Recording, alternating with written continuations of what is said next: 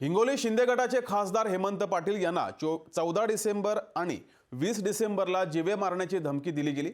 26 तारखेला भारतात घातपात घडवणार असून स्वतःला वाचवा असं म्हणत धमकी दिली आहे। या प्रकरणी मुख्यमंत्री शिंदे तसेच गृहमंत्री देशाचे अमित शहा पंतप्रधान याबाबत माहिती दिली असून पोलिसांनाही याबाबत माहिती दिली असल्याचं हेमंत पाटील यांनी म्हटलं।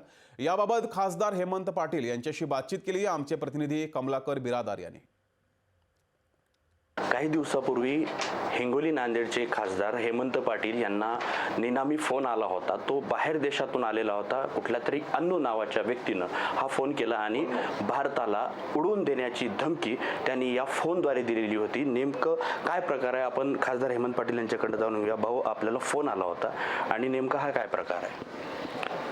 पहिला फोन हा मला दिल्लीमध्ये आला दिनांक 14 डिसेंबरच्या रात्री साधारणतः 10:08 हा फोन आला। या फोनमधली व्यक्ती इंग्रजीत बोलत होती। पहिल्यांदा तर मला 10-15 सेकंद काही कळालं नाही। नेमकं मला वाटलं की एखादं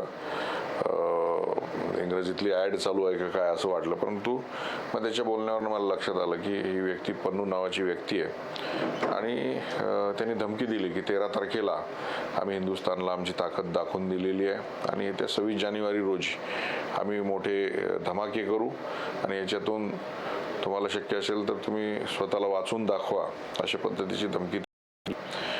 ही गोष्ट मी माननीय एकनाथ शिंदे साहेबांच्या कानावरती घातली। त्यांनी ब्रिजेश सिंग साहेब यांनाही सांगितलेलं आहे। माझे फोन सर्व्हेलन्सवर त्यांनी ठेवलेले आहेत आणि असाच प्रकार परत दिनांक 20 डिसेंबर रोजी झालेला आहे। त्या दिवशी सुद्धा रात्री 10:10 इजिप्त देशातनं जवळपास 2 ते 3 फोन रात्री 2 ते 3 फोन आलेले आहेत। हे फोन मी काही उचलले नाही आणि संभाषण केलं नाही। या संदर्भातली पूर्ण माहिती लोकसभा अध्यक्ष माननीय ओमप्रकाशजी बिर्ला साहेब यांच्याकडे लेखी स्वरूपामध्ये मी दिलेली आहे। माननीय पंतप्रधान, राष्ट्रपती आणि गृहमंत्री यांना दिल्लीमध्ये ही सर्व माहिती मी दिलेली आहे। नेमकं कशामुळे हा फोन मलाच आला हे सगळं पोलीस तपास करतील आणि निश्चित या विषयामध्ये काल पोलीस अधीक्षकांबरोबर चर्चा झालेली आहे। कमलाकर बिरादार, लोकशाही मराठी, नांदेड। लोकशाही मराठी ऐका, पहा, जागरूक रहा।